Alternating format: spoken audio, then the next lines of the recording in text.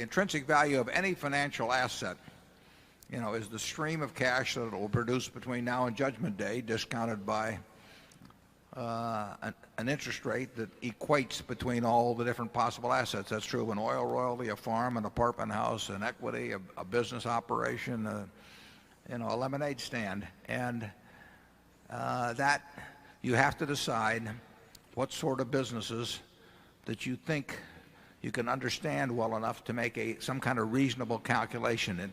It's not scientific, but it is the intrinsic value. I mean, the fact that it's fuzzy to calculate doesn't mean that it's not the proper way to think about it.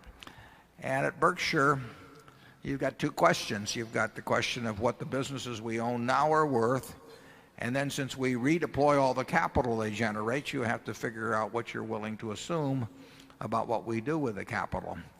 And you can look back and say that 35 years ago or so that people perhaps underestimated what would be done with the capital that was generated, so that it looks very cheap if you look back on it now.